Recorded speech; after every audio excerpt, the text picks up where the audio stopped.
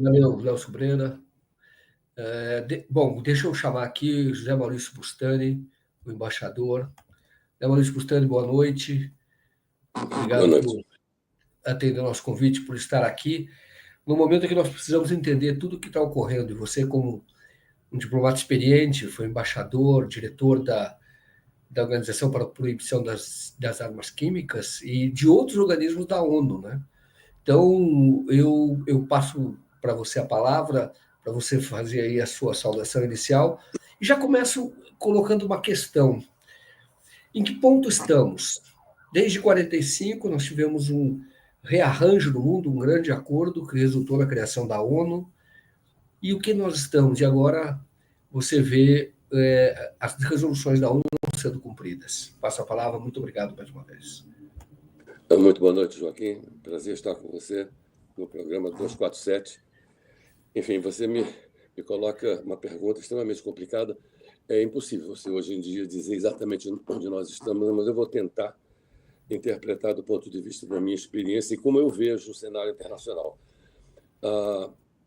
Nós estamos num momento de suspensão, no fundo. Nós não temos uma paz, nós temos uma suspensão de hostilidades, mas nós estamos em guerra. Nós temos duas guerras acontecendo no mundo. Em que contexto essas guerras acontecem? Por que elas acontecem? Você tem que voltar um pouco para trás. Digamos, para simplificar as coisas, porque nós não temos muito tempo, nós terminamos a Segunda Guerra Mundial com 50 países. A descolonização não havia acontecido ainda, enfim. Eram 50 países e, obviamente, como resultado da guerra, criou-se uma organização internacional para dar um arcabouço jurídico às relações internacionais do pós-guerra. Nesse contexto, as Nações Unidas, enfim, escreveu-se uma carta, que é uma carta muito bem escrita, muito valiosa, mas ela se reveste, ela já teve seu problema no próprio nascimento da carta. Por quê? Porque ela é discriminatória por sua própria natureza. Ela foi uma carta escrita por 5 potências vencedoras da guerra, que leva em conta seus próprios interesses. E, nesse contexto, criou-se, enfim, o Conselho de Segurança, com todos os seus defeitos, já desde então. Obviamente que, naquele momento, as crises internacionais não eram tão graves como elas vieram acontecer pouco a pouco, à medida que o novo mundo se abriu com o primeiro movimento de multilateralismo, digamos, né? O nascimento das Nações Unidas, as organizações de Bretton Woods, etc. Criou-se um arcabouço jurídico que foi mal ou bem negociado pelas potências disponíveis naquele momento, enfim, os países que existiam oficialmente nas Nações Unidas, pouco a pouco novos foram sendo admitidos com a descolonização, mas o esquema já estava definido previamente, de modo que ele teria tido falhas, e teve muitas falhas, obviamente. As instituições de Bretton Woods elas foram feitas como um mecanismo para você implementar uma política econômico-financeira que era uma visão predominante de uma das potências que havia ganho a guerra. Enfim, e isso tudo aparece em cada organização que você foi criando em consequência do novo modelo multilateral que se originou depois da Segunda Guerra Mundial. Havia outros menos importantes, mas, enfim, de qualquer maneira, esse é o momento. Esse momento multilateral ele foi sustentado, de uma certa maneira, por conta da dissuasão nuclear, porque havia duas potências vencedoras com armas atômicas, que eram os Estados Unidos e a União Soviética. Então, você moveu-se durante um período com um certo equilíbrio que se sustentou, inclusive, em uma crise importante que podia ter levado a uma guerra mundial, que foi a crise de Cuba, mas não aconteceu, por conta do poder da dissuasão. Isso é muito importante ter em mente, porque isso tem consequências para o Tratado de Não Proliferação mais adiante, como está tendo hoje.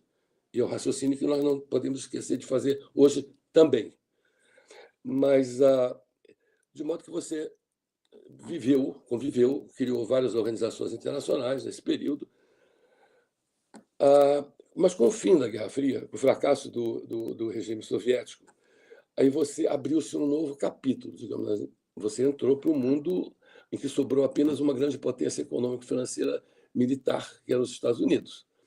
A Rússia entrou em colapso, graças ao Yeltsin, e levou algum tempo para se recompor. Então, você teve todo um período em que o mundo a Europa, que estava completamente avassalada pelos Estados Unidos, continua até hoje avassalada pelos Estados Unidos.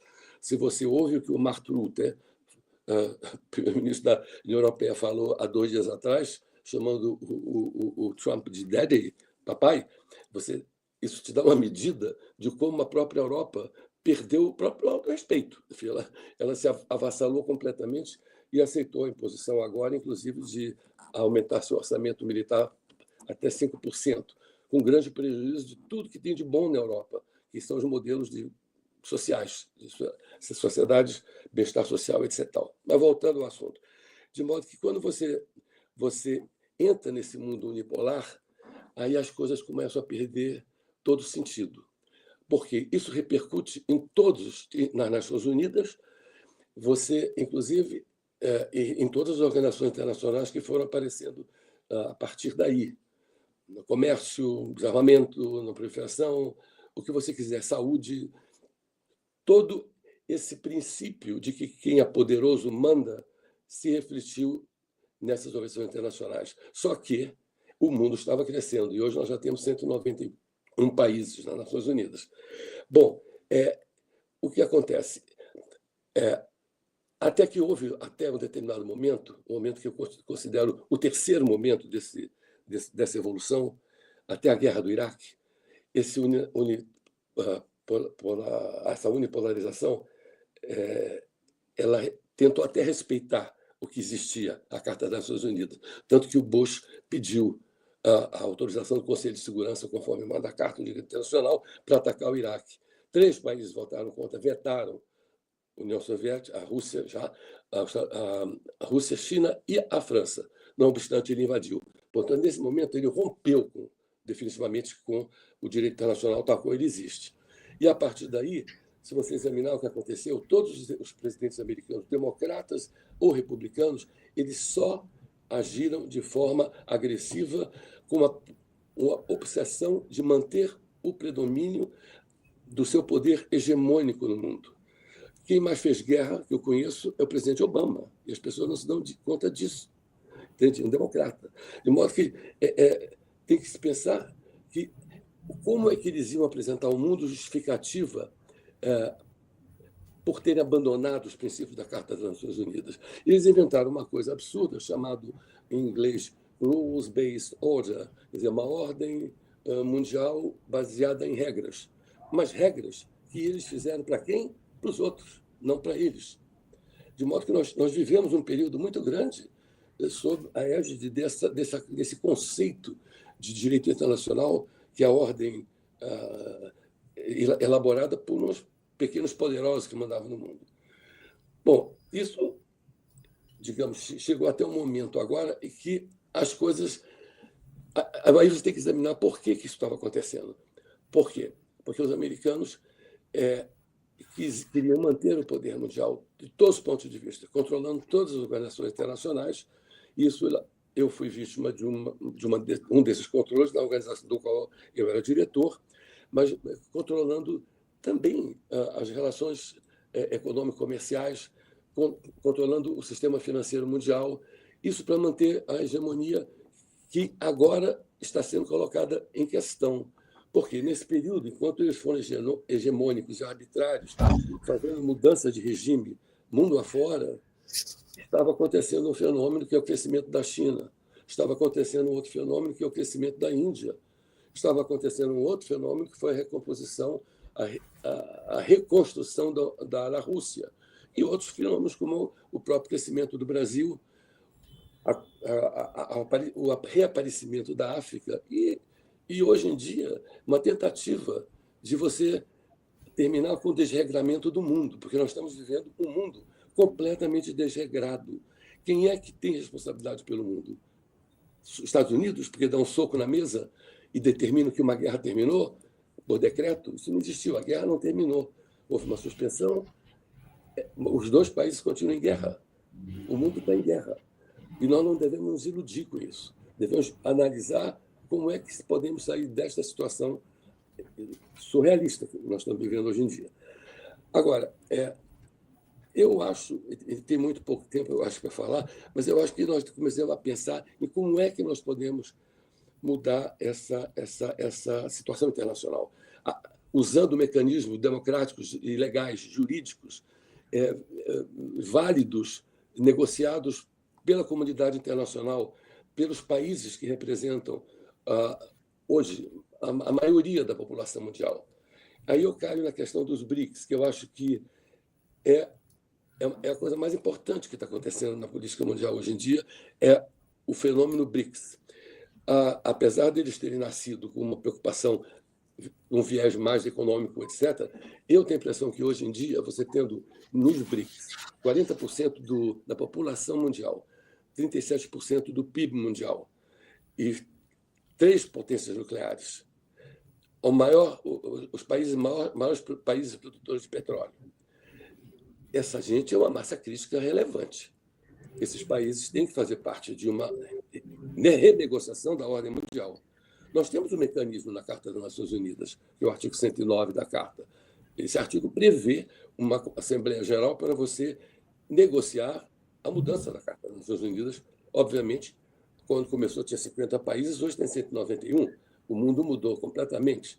Você tem que negociar isso. O problema é que, também por conta das arbitrariedades que foram incluídas no texto original, o veto de um país impede que a convocação dessa Assembleia, segundo o artigo 109, aconteça. Entende? De modo que os mecanismos que sobram são os mecanismos de persuasão que nós podemos usar, e o Brasil em particular, porque tem uma transição muito fácil entre o mundo ocidental, do qual nós fazemos parte, e o outro mundo. Eu acho que nós temos um papel muito importante a desempenhar nesse contexto.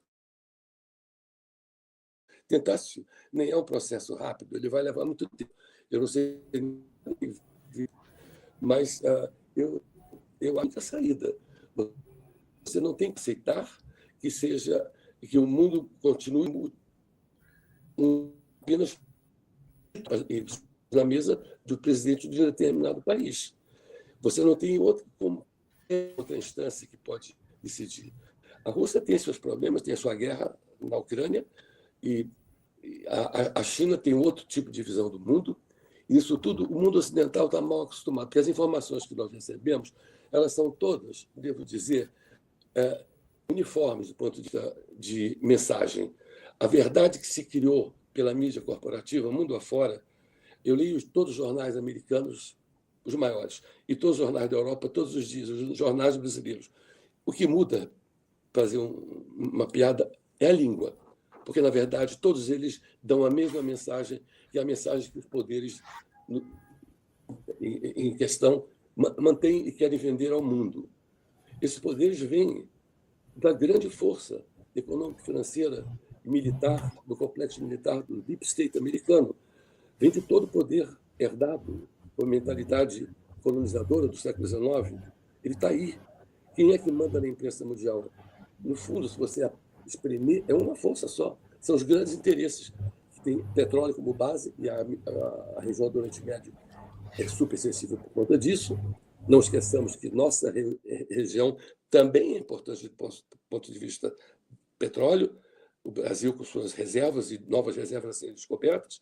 Então, de modo que nós temos que pensar que nós não podemos nos subordinar a uma situação de ter um papai, como diz o, que vai decidir como é que nós vamos nos comportar. Isso tudo tem muitas implicações. Eu não sei se eu posso entrar já em alguma das organizações, eu prefiro terminar, talvez, a guerra Israel e Irã, e o que me preocupa nesse contexto. Essa guerra é completamente absurda, porque essa guerra é uma invenção, é uma criação de Israel. Por quê? O Israel não é membro do Tratado de Não Proliferação. Ele não é inspecionado pela Agência Atômica, o Israel. O Irã é membro do Tratado de Não Proliferação, ele é inspecionado pela AIA, e há 30 anos que dizem que o Irã vai fazer uma bomba atômica. Ora, você tem que entender que ele tem tanto direito quanto qualquer outro país como o Brasil de desenvolver uma capacidade nuclear para fins pacíficos. Nós desenvolvemos nosso programa de enriquecimento de urânio. Nós temos, infelizmente, apenas 2 usinas aqui, uma terceira inacabada, quando o país da dimensão do Brasil devia ter muito mais usinas nucleares. Eu defendo completamente isso. Você olha para os Estados Unidos, que tem 94 usinas nucleares, a França tem 57, a Rússia tem 58. Por que o Brasil não pode ter? E por que o Irã não pode ter? O petróleo do Irã não serve para fazer energia para eles. E a energia nuclear ela serve não só para energia propriamente dita, como também para toda a pesquisa de saúde, para todos os equipamentos de tomografias, etc. Então, é muito importante que o país, e o compromisso que esse país assumiu ao assinar o Tratado de Não Proliferação, que, a exemplo da Carta da ONU, ele seduziu os países a assinar o tratado, prometendo, inclusive, no título do não proliferação de armas nucleares, mas ele não fala em desarmamento. Tem um artigo lá que diz que as potências nucleares se comprometem a desarmar, coisa que jamais aconteceu. Ao contrário, continuam se armando e sofisticando ainda mais seus arsenais. Enquanto isso, o resto do mundo que assinou é inspecionado, tem todo tipo de limitação e tem, como no caso do Irã, decisões arbitrárias, completamente artificiais, totalmente políticas, e o que leva você a se perguntar qual é a vantagem de você ser membro do Tratado de Não Proliferação se você é inspecionado, como o Irã é, praticamente diariamente. O próprio diretor da Agência Atômica mencionou que os inspetores da AEA ficam permanentemente no Irã, estavam no Irã durante o bombardeio de Israel, inclusive. Então, você há de me dizer qual é a vantagem, então? Eles não estão fazendo, eles inspecionam, não descobrem nada de concreto. Houve um equívoco da parte do diretor-geral ao fazer um relatório que eu acho que foi muito impróprio, não teria feito dessa maneira, abrindo a porta para que houvesse uma intervenção militar completamente absurda. Isso aí tinha que ser verificado pelos inspetores mais profundamente antes de você anunciar qualquer coisa. De modo que o Tratado de Não Proliferação Nuclear é um tratado que protege quem tem arma e cria obrigações para quem não tem arma e tem que ser, enfim, pode desenvolver energia nuclear, sim, mas sob controles muito sérios. Está certo, deve ser assim, eu acho que deve ser assim. No caso do Brasil, e as pessoas se esquecem, nós somos os países mais comprometidos com o desarmamento nuclear possível, porque nós temos na nossa Constituição proibição de arma nuclear, nós somos membros do único tratado decente de proibição de armas, que é o Tlatelolco, e ninguém fala no Tlatelolco, Tratado de Educação da América Latina. Nós tivemos, inclusive, de 2014 a 2020, com o diretor da OPANAL, que é a IEA do tratado, um brasileiro, embaixador, Luiz Felipe Macedo Soares Guimarães, um especialista em desarmamento. Mas o Brasil não fala de Tlatelolco. Nós temos o Tlatelolco, nós temos um acordo bilateral com a Argentina, através da organização chamada ABAC, que o Brasil inspeciona a Argentina, a Argentina nos inspeciona. E, em cima disso, tem as inspeções da IEA, que se juntam às inspeções bilaterais, de modo que nós não temos nem como sonhar com a ideia de ter qualquer outro. E mais ou menos, mutatis mutandis, o Irã passa por uma situação semelhante, porque eles têm uma presença há 30 anos, por pressão do Ocidente, da EA, das inspeções, todo o tempo. É permanente no Irã. De modo que você hoje se pergunta, é vantajoso para o Irã? Ele deve estar se perguntando isso. Por que ele resolveu sair da agência atômica? Porque as inspeções passaram a ser, para eles, muito. É um risco. O diretor-geral fazer um relatório sugerindo que havia a possibilidade da construção de uma bomba a curto prazo, isso levou a essa guerra. Entende? Aí você se pergunta assim: a Coreia do Norte tem arma atômica, está quietinha, ninguém mexe com a Coreia do Norte. Então, o que fizeram essa guerra arbitrária, completamente enfim, não pode dizer imprópria, porque é cruel, é um atentado ao direito internacional, às convenções de Genebra, feita por Israel com apoio americano em seguida, desmoralizou o Tratado de Não Proliferação Nuclear, desmoralizou as Nações Unidas, desmoralizou as organizações internacionais como um todo. Então, nós estamos diante de um momento grave. Como é que nós vamos continuar vivendo? Nós temos que sentar e aproveitar todos os órgãos, todas as ocasiões de encontros de chefes de governos, de Estado e governo, para começar a conversar sem timidez e com muita ousadia sobre como mudar o sistema internacional. Porque como ele está agora, não tem futuro. O que você vai fazer com as Nações Unidas doravante? você vai começar a ter vários países tentando também desenvolver suas armas atômicas. Por que não? Do momento que o Irã sair do Tratado de Não Proliferação, ele ainda não saiu, mas você começa a se perguntar aos outros. Os que saíram estão lá com as armas atômicas quietos e respeitados. Israel, Índia, Paquistão, Coreia do Norte. Não tem nenhuma expressão. Eles estão completamente protegidos porque têm uma arma atômica. Então, isso é uma grande pergunta que a gente tem que fazer. Por que a importância dessa guerra? Por que o drama dessa guerra? Porque essa guerra destruiu o tratado mais importante de paz para a humanidade, que é o Tratado de Não Proliferação contra as armas nucleares, por conta de uma grande ambição de controle do mundo, da qual o Israel faz parte. Israel é a base de interesses internacionais maiores no Oriente Médio, onde você pode controlar todo o petróleo e você, ao mesmo tempo, pode atender às aspirações de Israel, que é, sejamos claros, a Grande Israel. A Grande Israel, que inclui toda aquela área, Gaza, no sul do Líbano, parte do sul da Síria, que já está ocupada desde o Golan Heights, um pedaço, talvez, do Sinai, um pedaço da Jordânia. Essa é a grande aspiração. Essa sempre foi a grande aspiração sionista. E esse governo, que está no poder há 20 anos, tem e deixa claro isso todo dia. Mas que isso tudo é um momento muito grave. Não se deve brincar com isso. E não adianta ficar fazendo muita especulação sobre isso. Um vai atacar, o outro não vai atacar. Você não sabe o que vai fazer. Não tem como você adivinhar o que vai acontecer. Sobretudo porque você tem um presidente americano que é, como se diz em inglês, a loose cannon. De uma hora para outra ele muda de posição. Então, é muito complicado. Eu acho que essa reunião dos BRICS sobre a presença do Brasil, ainda que dois grandes chefes de Estado não estejam presentes, ela é uma ocasião para você levantar com toda ênfase a questão da revisão da ordem jurídica internacional, porque nós não temos hoje em dia uma ordem jurídica internacional. Ótimo. Professor, o que eu ia perguntar, será que a ONU pode seguir, ter o mesmo desfecho que teve, por exemplo, a Liga das Nações? A Liga das Nações ela ainda existe formalmente, parece que é uma pessoa jurídica, mas é claro, não tem relevância nenhuma. Você não acredita nisso? Acredito, já acho que já está virando uma Liga das Nações. Qual é a eficácia das Nações Unidas hoje? Me diga. Qual é a eficácia? Tudo é vetado pelas potências que mandam no Conselho de Segurança. Enquanto você não reformar esse sistema de decisão, enquanto você não acrescentar países, ainda que você mantenha esse poder de veto, que eu acho, na verdade, um absurdo, você tem que ter outras vozes. E você tem outros mecanismos que exijam 2 vetos ou 3 vetos, e não apenas um veto, para resolver as questões. Eu não sei, isso é um mecanismo a ser discutido. Mas o fato é que, como elas existem hoje, as Nações Unidas, elas não funcionam mais. E assim também acontece com as organizações internacionais. A OMC está onde? Ela virou agora uma biblioteca. O que acontece na OMC? Não tem mais negociação comercial. Tudo na base bilateral e na base do tarifaço.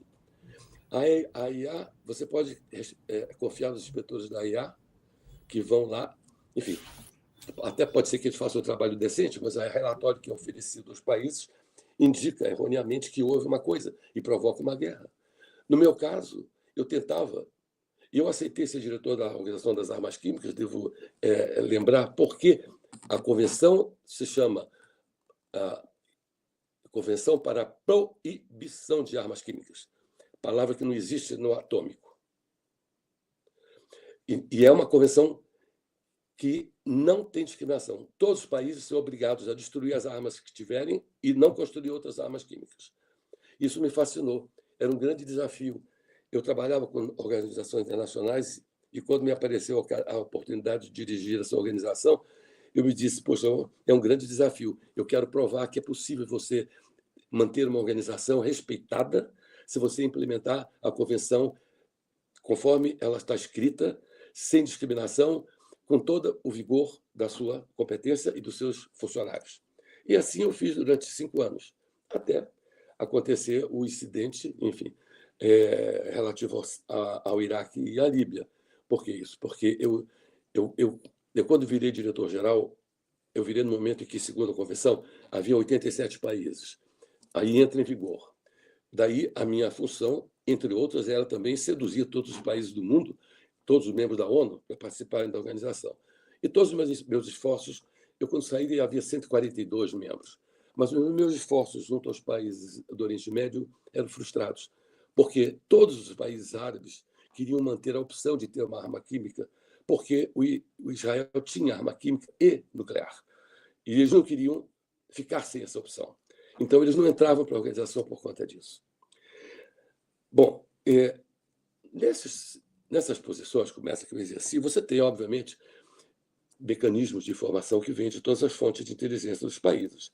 E, para isso, você tem, inclusive, tem mecanismos como tem também na IA e tem na OPAC, que são as inspeções por desafio ou inspeções surpresa. Se uma inteligência de um país diz assim, olha, parece que aquele país está fazendo isso assim, você manda correndo os inspetores, em 2 horas eles chegam lá, não dá tempo de você, do país, esconder nada, né? Então, o Irã sofreu isso o tempo todo, eu imagino. De modo que o importante é que você mostrasse a esses países que você tinha a segurança e respeitava a soberania desses países ao implementar a convenção. O que aconteceu com o Iraque e com a Líbia foi que eles tinham sofrido já a Primeira Guerra, 10 anos antes, e as sanções continuavam, e aí começaram a criar, enfim, uma percepção de que o Iraque ainda tinha restos de armas químicas e outras, não sei o quê. E aí, de repente, o Iraque virou a justificativa para os Estados Unidos para compensarem a humilhação que foi o 11 de setembro, né? Totalmente impróprio, porque o Iraque não tinha absolutamente nada a ver com isso. Mas, enfim, foi o escolhido da vez. E eu tinha convencido recentemente o Iraque e a Líbia a entrarem para a organização, a aderirem à convenção. E o que me daria 30 dias para fazer a primeira inspeção, e eu dizia para eles, eu tenho informações para a inteligência dos países, inclusive dos países que fizeram a Primeira Guerra. Vocês não têm mais nada sobrando. A gente prova que vocês não têm, vocês entram na organização e vocês terão grande parte das sanções impostas suspensas. Vocês podem levar a economia de vocês adiante. Aí houve aceitação. Negociação muito complicada que se pode imaginar, porque nunca podia ser feita publicamente, né? Mas, de qualquer maneira, os dois aceitaram. Aí eu recebi a comunicação de que a carta estava chegando, dos dois. E comuniquei aos países da organização que isso ia acontecer, e todos ficaram contentes, exceto os Estados Unidos, que desafiaram a minha autorização para fazer isso. Eu disse, minha autorização vem da convenção que vocês aprovaram. Eu sou obrigado a trazer os países para dentro da organização. E aí a coisa desandou e a relação foi irrecuperável. Diga-se de passagem que isso foi a mudança. Eu passei 4 anos sob regime Clinton, depois do regime Bush. Foi no primeiro ano do regime Bush que aconteceu tudo isso. E aí eu fui afastado, obviamente.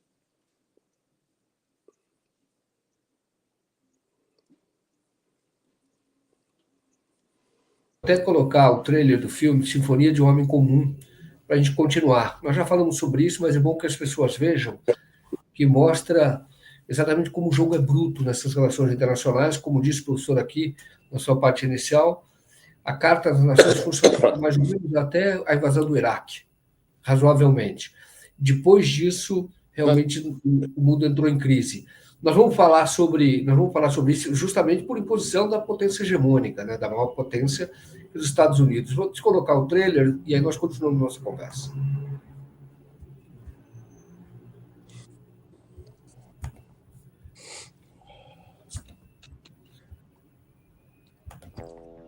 Na minha sala tinha uma escuta clandestina. É nessa parede aqui que estava embutido todo equipamento de escuta. Tá vendo?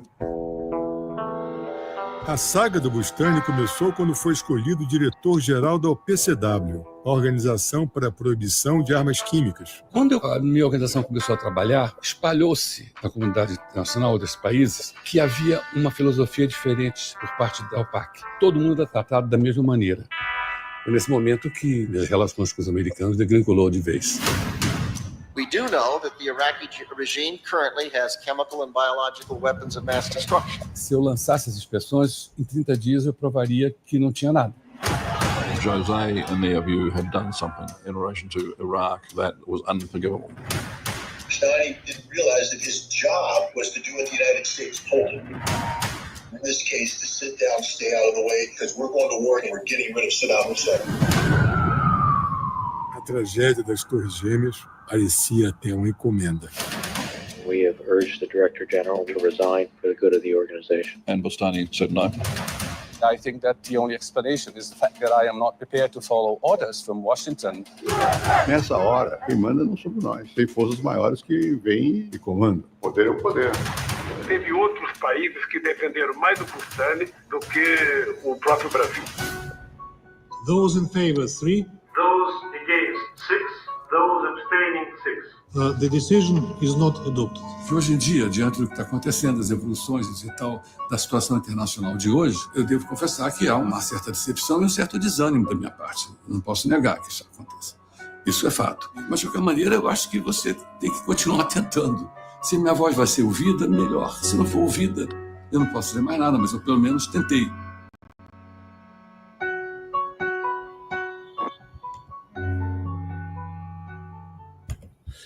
O filme, ele está em cartaz ainda? Ele estava na Globoplay, é isso, né? Continua lá? Olha, eu tenho informação de que ele está no Now.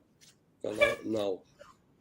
E vão passar na Globo News, vai passar esse sábado agora às 11 da noite. Vai ser reapresentado, porque de vez em quando a Globo News passa o filme. Que ótimo, não, é ótimo. É um filme necessário, sobretudo nesta época, né? O que nós estamos vivendo, a época que nós estamos vivendo. E o que eu pergunto hoje, à luz de tudo que você viveu nesse período, é uma pergunta que eu acho que precisa de uma resposta clara.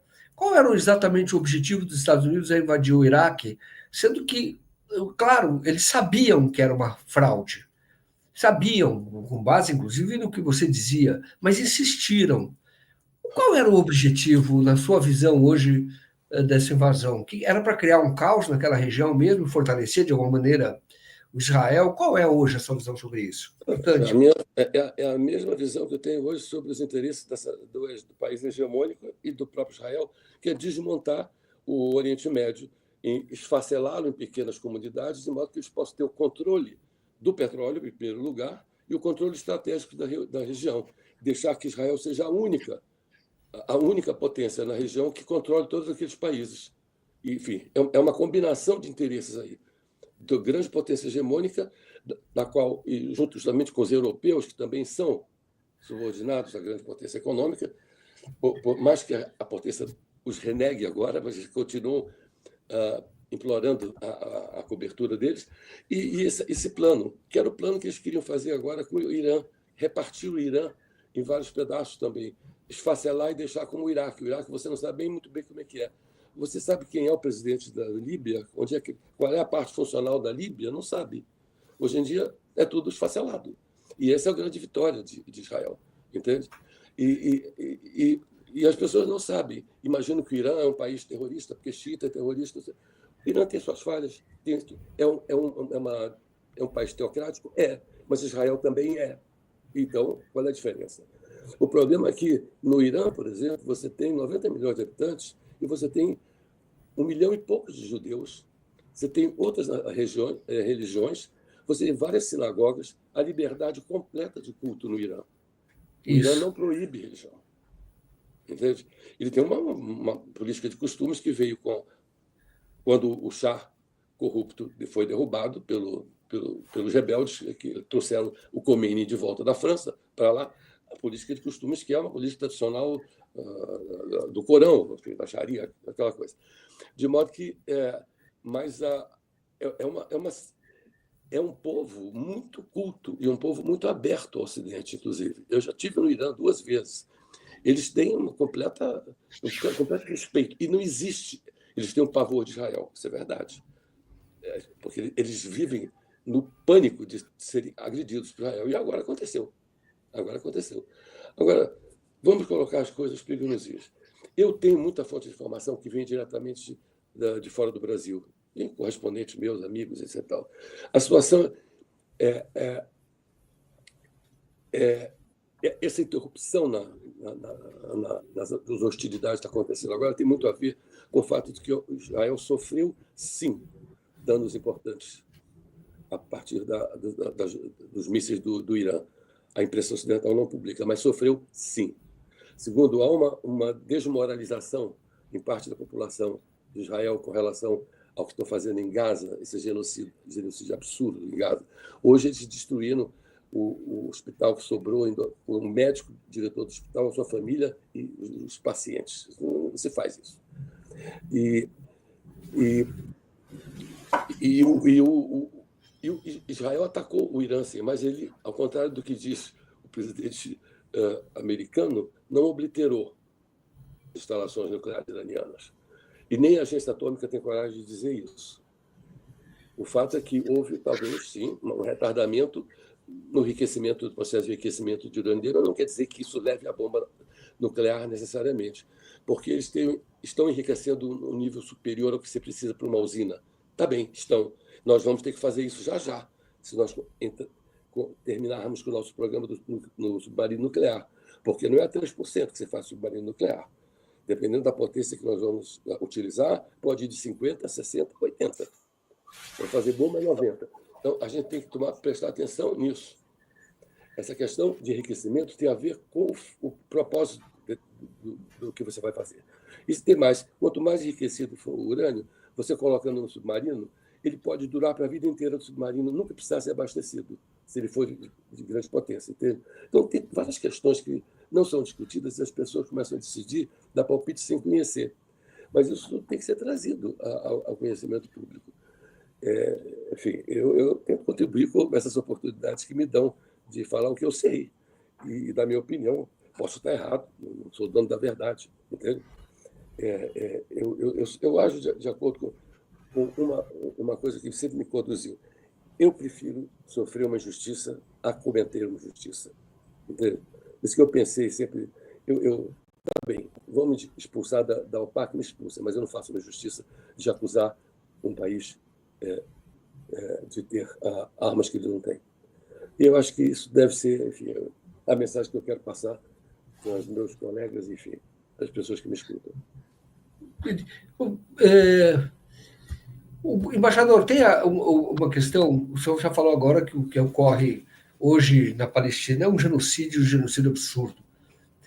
O objetivo é, de fato, uma limpeza étnica, tirar completamente os palestinos daquela região, como demonstrou na Assembleia Geral da ONU o Netanyahu. Ele apresentou um mapa do Novo Oriente Médio e que tinha Israel sem Palestina, sem Cisjordânia, sem Gaza. Não tinha. E aí eu emendo a pergunta com uma outra que é da origem. Vamos dizer assim, o primeiro grande feito da ONU, talvez o maior de todos, foi a criação do Estado de Israel, numa assembleia presidida por um brasileiro, né? Oswaldo Aranha, seu antecessor, também da mesma carreira, senhor. Oswaldo Aranha. Eu vou perguntar o seguinte: se o Israel, depois disso, que foi criado por uma resolução da ONU, simplesmente não cumpre a resolução da ONU no que diz respeito a 2 estados, né, que seria o Estado da Palestina. Não cumpre. Pergunto o seguinte: foi um erro a criação do Estado de Israel, hoje, à luz do que nós conhecemos? Seria o ideal que continuasse uma Palestina onde viviam árabes, viviam judeus?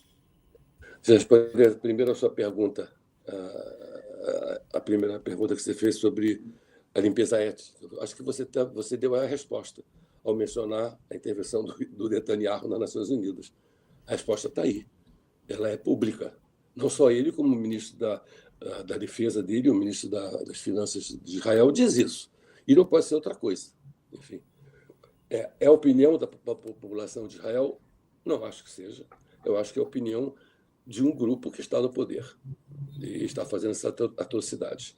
E, enfim, voltando à questão da criação do Estado de Israel, olha, essa resolução não é.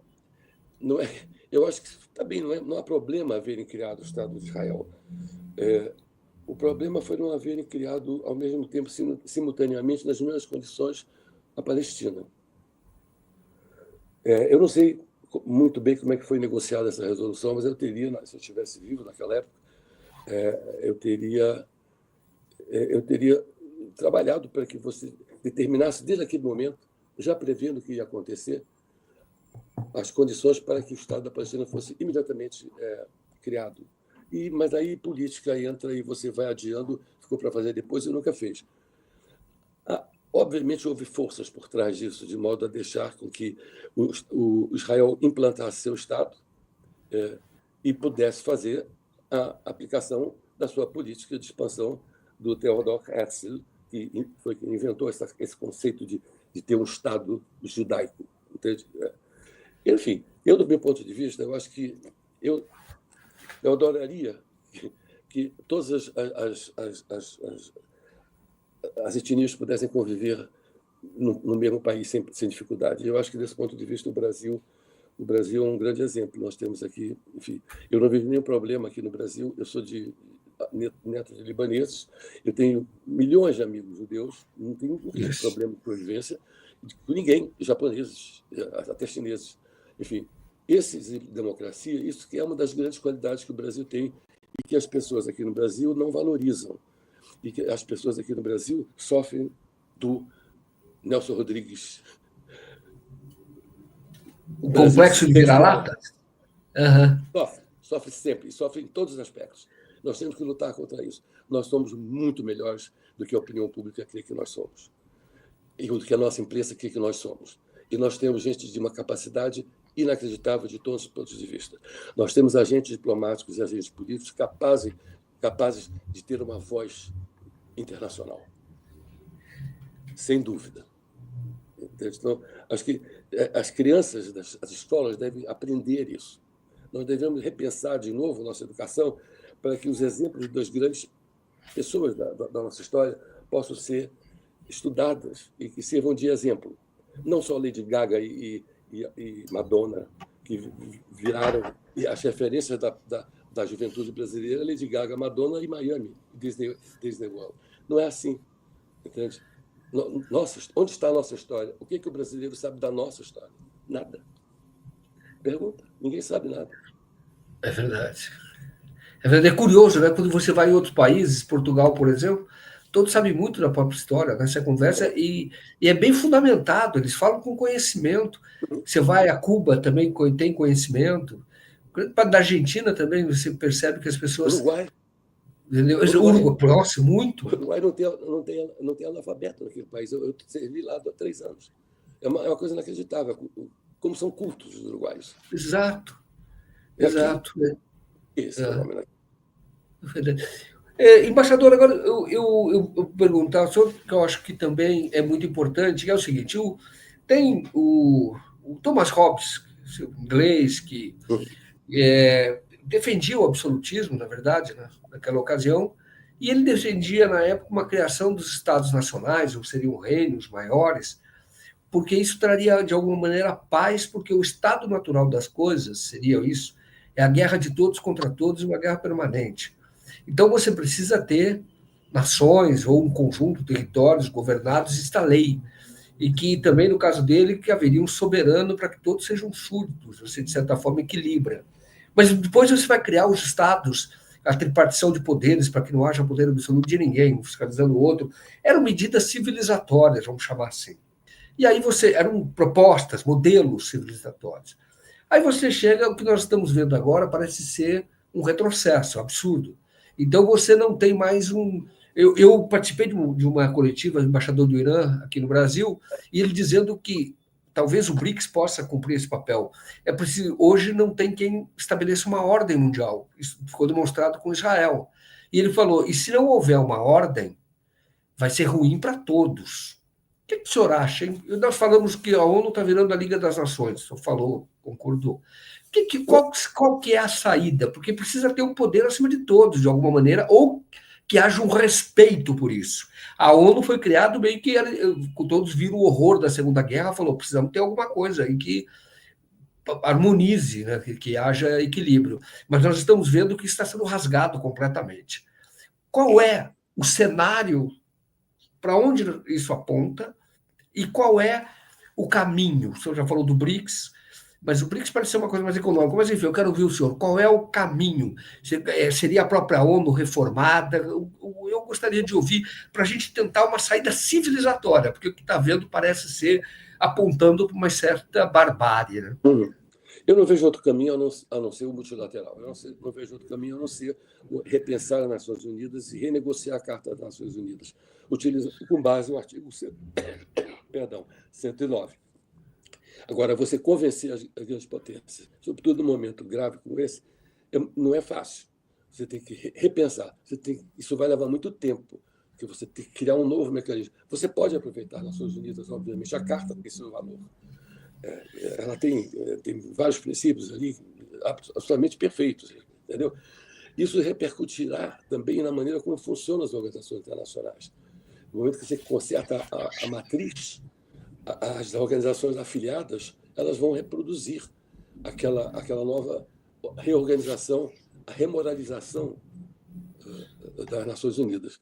Eu espero, porque a OPAC também não tem mais inspetores praticamente parte integrante da organização, eles são alugados de países, os países que podem alugar são países que têm interesses específicos, e aí você não pode ter controle sobre as inspeções. Eu continuo, no documentário, inclusive, tem uma parte que se refere a um caso mais recente, que foram as inspeções na Síria, ainda na época do Assad, que ele foi acusado de ter armas químicas. E aí fizeram uma das coisas mais inacreditáveis, que foi utilizar a OPAC para esconder a verdade. Mandaram os inspetores da OPAC, inspecionavam a matriz na Haia, ignorou os relatórios dos inspetores, encomendou um relatório feito por fora para dizer que o que havia eram armas químicas. E os inspetores da OPAC, vendo que não era nada, informando a organização na Haia que não era nada. E esses rapazes vieram aqui me ver, me pedir minha ajuda, anos depois de eu ter saído, para fazer pressão junto ao então diretor-geral, que está saindo agora, para ele devolver aos membros o relatório verdadeiro. Porque aquilo, enfim, o que havia acontecido, as armas que eles colocaram na Síria, elas eram colocadas por aqueles movimentos todos rebeldes patrocinados pelo Ocidente, inclusive os White Helmets, patrocinados pela Grã-Bretanha, e eles colocavam aquilo e fotografavam para acusar o regime. Não estou defendendo Bashar al-Assad para nada, não. Eu estou defendendo a verdade. O absurdo que foi você usar a OPAC para esconder uma farsa que estava sendo implantada.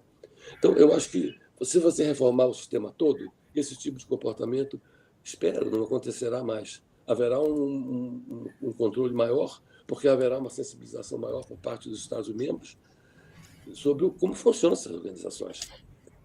Entende? Mas eu acho que é por aí. Qual é o outro caminho? Não tem. Não pode não haver uma ordem. Eu não concordo com... Se é o embaixador do Irã falou isso para você, eu não concordo que não pode ter ordem. Como é que não pode ter ordem? Você não pode viver no... A ordem, se não vai ter ordem, vai ter o que está acontecendo agora. Exato. Vai ter um hegemônico que bate na mesa e impõe. É isso que ele quer? Não acredito. Não, o Irã diz o contrário, é preciso ter ordem, é preciso que haja. Bom, entendi que ele disse o contrário, ele até disse, é possível, ele falou, talvez o BRICS cumpra esse papel, porque exatamente. Como a ONU está desmoralizada, você cria um mundo sem uma ordem, é isso que ele está dizendo. E se não houver ordem, vai ser ruim para todos. Ele disse o contrário, é preciso ter, ele defendeu que houvesse. E até não disse que o Irã suspendeu as inspeções, mas não decidiu se sai do Tratado de Não Proliferação Nuclear. O que ele quer é uma ordem, o que ele estava dizendo. É preciso que contenham Israel e o próprio Estados Unidos, de alguma maneira, que haja um acordo mundial que contenha, é nesse sentido que ele falou, entendeu? Então, para deixar claro que foi... E eu chamo a atenção para o fato de que é muito respeitável essa posição do Irã, porque ele tinha todas as razões para sair do Tratado de Não Proliferação. E, apesar disso, ele está respeitando o compromisso jurídico que ele assinou. O que ele não está deixando é que os inspetores da agência que implementam o tratado façam mais inspeções e façam relatórios falsos. Só isso. Exato, é isso. Exatamente isso. É exatamente isso. Entendo e respeito. Mas eu respeito mais o fato deles terem a oportunidade de sair do Tratado de Não Proliferação como a Coreia fez, mas não vão fazer. Perfeito. O embaixador, tem uma questão, o senhor que viveu ali, foi no olho do furacão, perseguido mesmo. E aí eu pergunto o seguinte, algumas coisas que se alguém contasse, muito dizia, não, isso é exagero, é uma teoria da conspiração, como é que todos se uniram para tentar desmoralizá-lo completamente, né? Com ameaças, etc. Eu pergunto o seguinte, existe a conspiração, quando fala muito em teoria da conspiração, quando fala assim, existe coisas que nós não imaginávamos. O que aconteceu com o senhor? Falou, eu vou defender a verdade. Eu estou aqui, não tem armas químicas no Iraque, não é possível dizer, não existe. E queriam que o senhor dissesse que existia, para justificar a invasão. O que eu pergunto é se, às vezes, as pessoas ficam falando muito de teoria da conspiração, que existe um poder mundial, quer dizer, e que tudo isso ele se movimenta no sentido de conseguir determinados objetivos. Existe algo que você possa dizer, não, tem coisa em bastidor que se assemelha muito ao que as pessoas falam, o que o mundo considera como teoria da conspiração? Eu acho que as pessoas que falam muito em teoria da conspiração são as pessoas que estão de acordo com a manutenção da ordem atual, ou que têm medo de enfrentar uma verdade que possa ser diferente da ordem atual, entendeu? Agora, você pode chamar o que se quiser do que me aconteceu, conspiração, mas aconteceram coisas que são absolutamente inesperadas. Eu recebi ameaças, está no filme, ameaças contra a minha família e tudo isso. Tive minha parede cheia de aparelhos de escuta, sem eu saber. Enfim, existe, esse movimento existe. Uma organização do tipo dessa, ela é coalhada de espiões, coalhada de espiões. E você tem que navegar com muito cuidado, porque você não sabe quem deles é e que está fazendo. E para você fazer cumprir a convenção de forma honesta, o controle, o tipo de controle que você tem que exercer é muito mais complicado, que você tem que identificar entre os funcionários alguns que possam ser seus aliados e te chamar a atenção para quando outros estiverem fazendo algum tipo de trabalho que seja contrário à convenção. Eu, finalmente, depois de 2 anos, eu consegui montar um núcleo duro que trabalhava comigo diretamente no meu gabinete, que era um canadense, um russo, um paquistanês e um do Zimbábue. Esses 4 me acompanharam até o final. E saíram quando eu saí, obviamente, porque não eram pessoas bem vistas. Mas eles me ajudaram muito até o final. Eu tinha controle da organização a partir desses 4. Perfeito. Professor, muito bom, viu? Eu gosto muito de conversar com o senhor. Quero continuar essa conversa, falar mais, e eu vou até te convidar para vir aqui brevemente, vendo a sua agenda. Eu gostei muito dessa conversa, mas eu vou ter que encerrar por causa do nosso horário. Então, eu passo para o senhor fazer a sua conclusão e te agradeço mesmo, viu? Te parabenizo, te dou os parabéns, porque o senhor orgulha todos nós brasileiros pela posição muito firme que teve na frente que era da organização de proibição, né, para a proibição de armas químicas. Muito obrigado pelo convite, é sempre um prazer estar com vocês. Enfim, eu espero poder ter contribuído um pouco para esclarecer alguns dos pontos para o público de vocês e, enfim, outros que possam estar assistindo aí esporadicamente. Mas eu acho que é muito importante também você buscar informação fora da mídia corporativa. Há vários canais que você pode acionar vários sites importantes que tem fora do Brasil, que tratam de todos esses assuntos por observadores importantes, que são professores universitários, pessoas como Jeffrey Sachs, que é Prêmio Nobel da Paz, professor de Colômbia. Você ouça os podcasts de Jeffrey Sachs, você ouça os podcasts de Aaron Mate, você ouça os podcasts de Emmanuel Todd, entende? São outras fontes de informação, com outra visão que não é essa visão uniforme ou uniformizada que você tem recebido nesses últimos anos. Eu fico muito triste de ver isso. Eu leio o New York Times e está tudo repetido no Globo, no Estadão ou na Folha. Não é possível. Então, boa sorte a você, ao seu programa, e esperemos que os nossos BRICS façam um milagre qualquer, apesar de suas deficiências nesse momento tão complicado. Não foi o melhor momento para acontecer a plenária dos BRICS. Mas é um passo. Eu tenho certeza que o Brasil muito bem organizado. O nosso Sherpa dos BRICS é um dos talentos mais importantes da nova geração de diplomatas, Maurício Lírio. Eu acho que eu tenho esperança de que as coisas se caminhem muito bem.